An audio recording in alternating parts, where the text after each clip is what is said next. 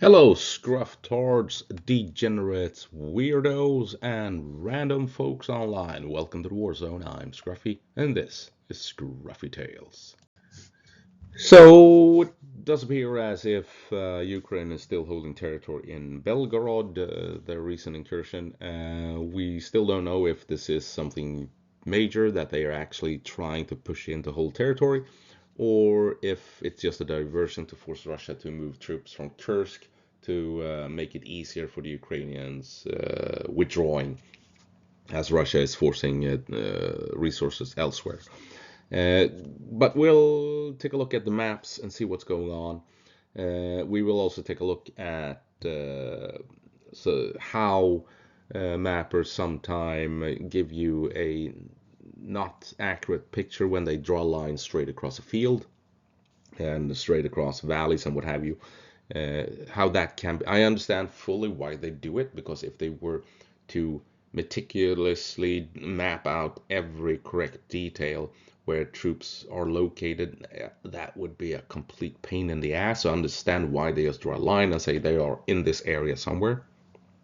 Perfectly fine. I just want to highlight uh, how that can be a bit misleading at times. And then after that, we will go full armchair general, because why not? I have no clue what I'm talking about. So I'm going to be taking a look at some terrain features and, you know, come up with some bullshit reasons why I think Ukraine might be after certain pieces of Belgorod, not knowing if they are after pieces of Belgorod or if it's just a diversion. Basic dumbass internet stuff, right? I'm on the internet. I'm allowed. Anyway, so and after that, uh, I'm gonna be rambling a bit at how this war has made Russia great again. Oh yeah, definitely. Okay, on to the maps. Forgot to turn the microphone on. Deep State. Let's begin with Deep State and Kursk. And this is the 19th. Move ahead to the 20th. As you can see, Russia is pushing. I mean, why wouldn't they?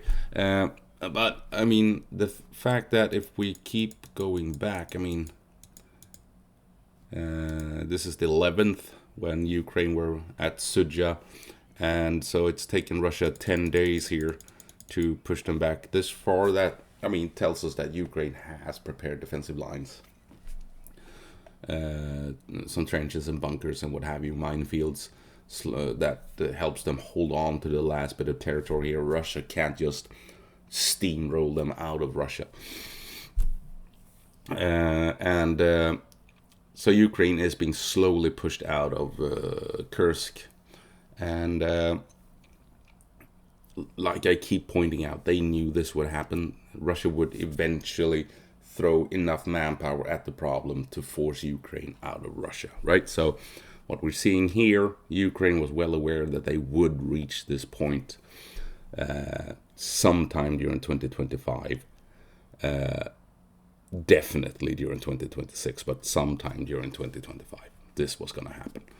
It was only a matter of time. How long could Ukraine hold out? So it's happening. Ukraine is falling back. Interestingly, though, here on Deep State's map, if we go down here, nothing. This is Belgorod Oblast, where Ukraine has pushed in. They have been pushing for a couple of days, and we see nothing. I mean, obviously, a couple of months back, Syrski had an issue with Deep State. They sorted it out, and here we have the result. Deep State is not providing open source intelligence, if that's even a thing when you're mapping out the location of armies at war. That's fucking espionage. Anyway, so we'll see when Deep State is allowed to share information here, but clearly Sierski is trying to reel in the information flow as he should. That's his job. Ukrainians should not report the position of Ukrainian troops and sharing it to the world, because then you're sharing it with the enemy, right? fully understandable. So quite clearly, this is something big going on down here, big enough to warrant Sirski to tell Deep State, keep your mouth shut. And they are. So we can't rely on Deep State to figure out what's going on. We can take a look at ISW. Here we have the incursion into Belgorod Oblast. Ukraine has made some successes. You can see here how they have pierced through the outer defensive lines along the border, and they haven't really yet met the proper defensive lines further into Belgorod and into Russia. So question is if they will try and push this far, and if they have enough manpower and resources to push through, now that Russia is beginning to allocate manpower down to these defensive lines. This is where Russia will primarily be prepared to defend, and then they will portion out troops to face the Ukrainians on the contact line. But this is where Russia will definitely make a stand and try and hold the Ukrainians if Ukraine managed to push through this no man's land that we have between the border and this defensive line. Sorry, I got a bit of a cold at the moment, feeling slightly under the weather there. Anyway, Kursk 73, his map hasn't really updated since last. We got some airstrikes, some artillery strikes. You can see Ukraine is hitting targets deep into Russia. But fighting seems to be ongoing in Demidovka, according to Kursk 73. Grafovka being a border town as well, obviously a hotspot. And Ukraine, we'll take a look at Andrew Perpetua's map next. That seems to suggest that the Prelesya is Ukrainian, and that Ukraine wants to advance along this road here to more than likely secure these 3 tactical pig farms. These will be well-defended positions where you can store ammunition, supplies, and what have you as you keep pushing in, and will become mini fortresses along the way. Then you have another settlement down here. Question is if Ukraine probably would like to take Repyakovka if they're coming in this way. So we'll see how that plays out, but these tactical pig farms will be useful for Ukraine for storing supplies. And I mean, this here is a fortress, literally a fortress, with these buildings, with the wooded areas, windbreaks surrounding it, and some woods up here leading down. This is high ground leading down to waterways down here. So this would be an excellent position to hold for Ukraine. Obviously, Russia knows this, so this pig farm, if Ukraine gets this far, this will be the location for a lot of artillery strikes. I can almost guarantee you that. Let's take a look at Andrew's map. Here we go. This is the latest update. Yeah, okay, here you go. So let's see here. 18th, Ukraine pushes in, encounters resistance. Nothing strange about that. Moving ahead, boom, Prelesya under Ukrainian control. You can see Ukraine has pushed beyond it, pushing through Russian counter battery here. Ukraine is up in the outskirts of Demidovka. And moving ahead to the 20th, latest update was 4 hours ago as of making this video. So here you can see how Prelesya is contested and Ukraine is pushing through. More than likely, if they are holding territory this far out, they are not on the road. There's nothing to defend here. You can't hide troops or anything. So they are up here in this area, if they're anywhere, down here. And if they've made it across this field, this is where they are at, in these wooded areas here, in this downward slope into this valley, and with the lake in the bottom. So I understand why the mappers do this. It's way easier to just draw a line like this and say this is the contested area. I haven't made my own map updates, But as you know, I like to try and outline where they can actually hide, where they can actually defend and hold territory. And this open field, you can't hold it, you can't defend it. It's this valley with the vegetation that you can defend, the windbreak here, the forested areas here, the town, and this valley here. So saying that Ukraine is in control of this field is not accurate. They are either in town or has pushed across the field and are in the valley, right? Since they're not in the valley, I'm thinking then that maybe this here is actually uncontested area. No one's in control. Ukraine may have been able to push up into this valley. In that case, trying to secure the road leading to the first tactical pig farm along this road here towards Repiakova. You can also see here Ukraine has been striking deep into Russian territory, taking out Russians ahead of schedule, ahead of time, before they reach a point of contact in the terrain. So that's basically it. I haven't checked the Ukraine control map. Let's see if they have something. Which one is that's the Ukraine control map? And this was updated 29 minutes ago. And yeah, they have also updated with the push in for Prilesia. Not as deep as Andrew. On Andrew's map, Andrew had them like here you can see more clearly the terrain features. Remember that Andrew had this area as contested, and you can see why. This is where you can hide troops. This is where you can defend territory. The wide open fields, there's just no way you're going to have troops out here. Either you're in town or you've made it across and you're in this slope with all the vegetation leading into the bottom of this valley here. This wasn't a lake. What is this, a quarry or something? But here you have waterways anyway.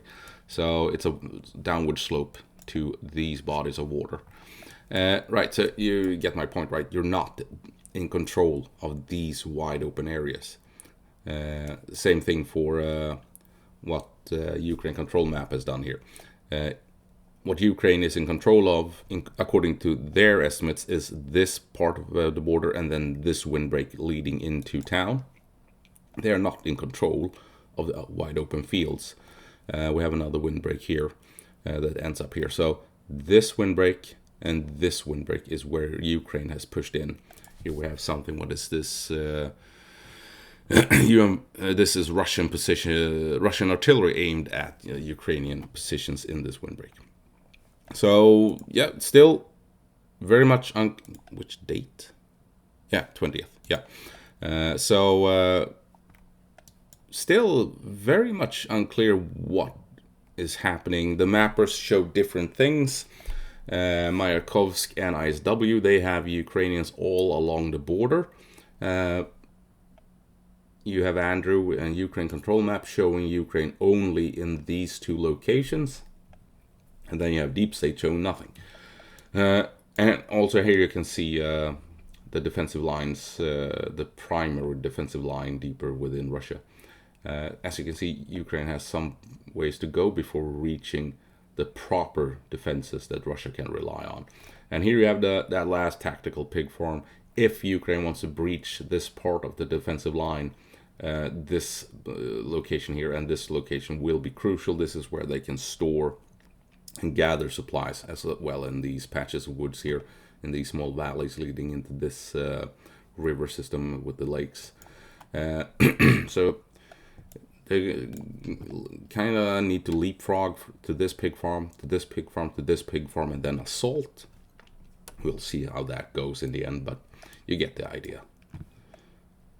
So if we return to Andrew's map here, I mean, what is Ukraine after? I mean, there's just no way of knowing. We don't know how many troops they have. If this is just a diversion, if they really intend to push deeper and grab more territory down here in Belgorod, just like they've taken ground up in Kursk. Is this just to force Russians to allocate manpower down here instead of pushing to Sumy? What's going on? We don't know. But if they intend to hold ground. I think the Waterways can reveal to us what they're after. Here you have that road with the tactical pig farms, and somewhere along here is where we have the prepared Russian defenses along this road here. You can see here, river system down here. This is a valley, river here, another valley. Here you have rivers, lakes, another valley. So that means you have high ground here, you have high ground here. River systems are really good. They're natural defensive positions in the terrain that will guide how the enemy moves, right? Water will force the enemy to move heavy equipment in a certain way for bridges along the road network and what have you. Yes, you can build your own bridges, but that takes time, because then, first of all, you need a road to that location. Then you need to scout the location. You need to figure out if you can actually build a bridge between both ends of the river, right? So even if one side is good enough for a bridge, the other side might not be good enough for a bridge, right? So it takes time and effort to build your own bridge with engineers. So you would prefer using existing bridges and the existing road network, right? And it also makes it difficult to move troops who are not in amphibious vehicles, or even if they are amphibious, they may actually sink because, you know, it's Russian BMPs, right? They're not trustworthy at all. So what Ukraine might be doing is try and take the high ground here, because then you have a natural defensive barrier northward. You would have this larger river over here, if they can get that far, that is. That becomes a defensive barrier to the east. And here you have a defensive barrier to the south, right? And this forces Russia to move in certain ways. You can see the road network here, right? So you kind of know where they want to go to secure their logistical lines, or where they will move as fast as possible to move troops and supplies to the front line. Tanks, tracked vehicles, armored vehicles, they can make it across wide open territory and the terrain, yes, but then you have the second addition to that, and that is wooded areas, right? You don't want to drive across wide open terrain because drones can hunt you down. So now you're forced to make decisions based on waterways, plus based on where you have forests and the other similar terrain features. So looking at the natural obstacles in the terrain, you can kind of figure out where the enemy will be moving. Unless, and especially when you have satellite surveillance, drone surveillance.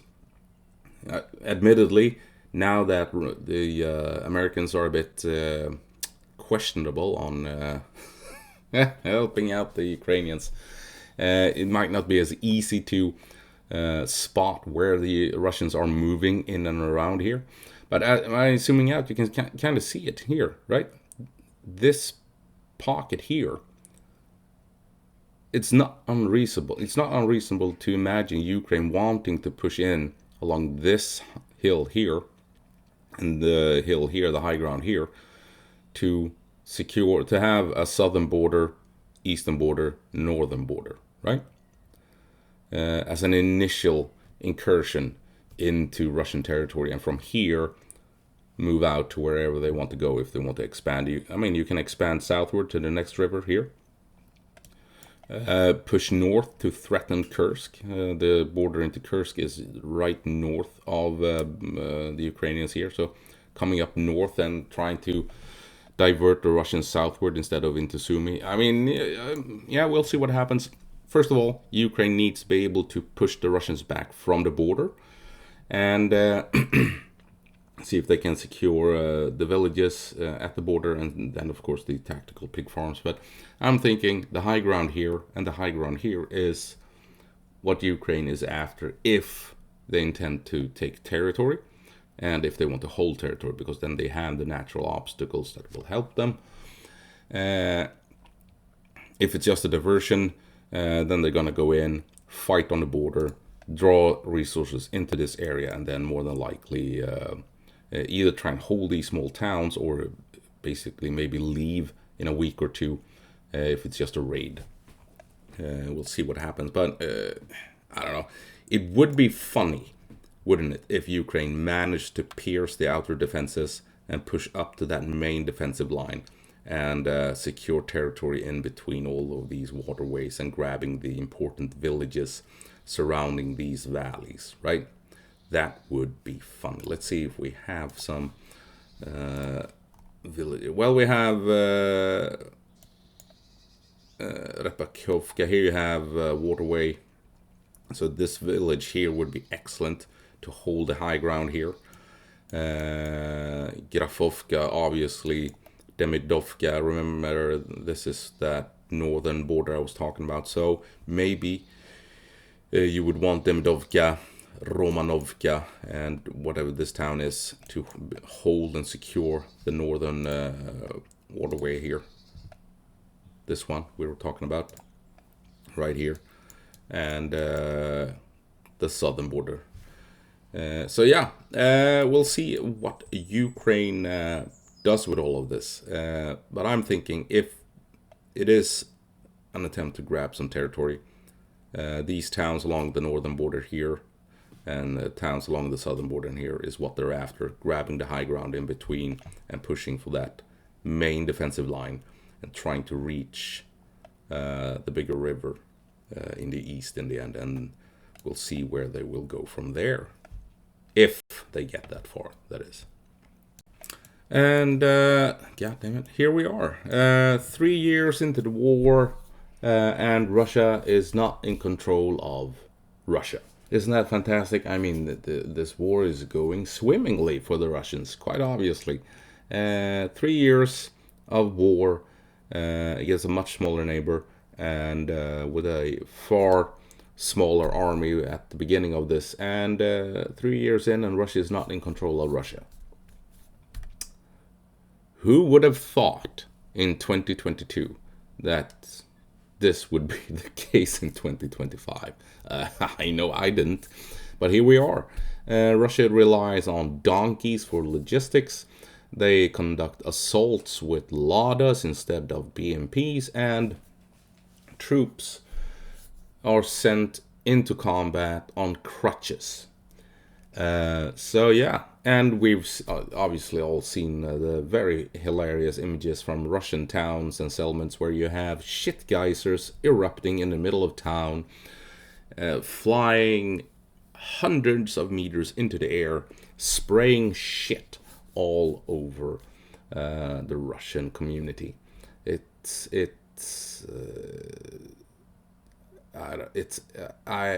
feels like a metaphor for something, the shit geysers. Doesn't it? It kind of does. Anyway, so I mean, the Black Sea Fleet, Russia's navy, lost against a country at sea, against a country that doesn't have a navy. How about that? Yeah. Quite clearly, this is not going according to plan for the Russians. I mean, there's just no way you can claim that this is going according. What's this? I just noticed. Oh, it's this old thing. I was like, what? Have they made another move against Tetkino? But no, this is old. Right? Or is this new? Not sure. Need to keep an eye on that. Anyway, quite clearly, Russia is having trouble, and they are not in control of Russia, which is hilarious, if you ask me. It's really really funny. We also have the Ukrainian incursion here towards Soralevka a couple of months back. They were actually in this town. I think Andrew Perpetua still has Ukraine here, contending Soralevka, disrupting logistics into the front line here north of Kharkiv and Lipsy. if you're pro-Russian, how the hell can you make the argument that this war is going according to plan for Russia? Right? Even if you think the Russians were correct and had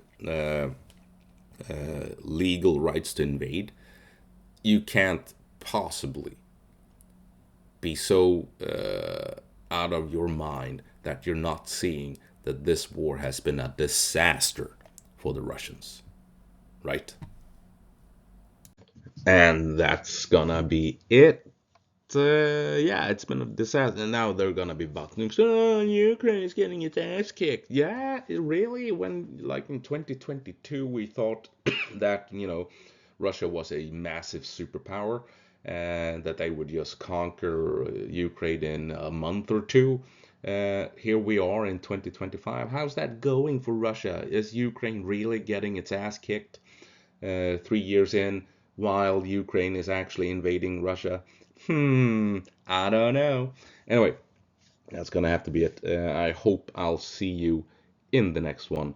As always, go po marsh Ukraine and give them hell.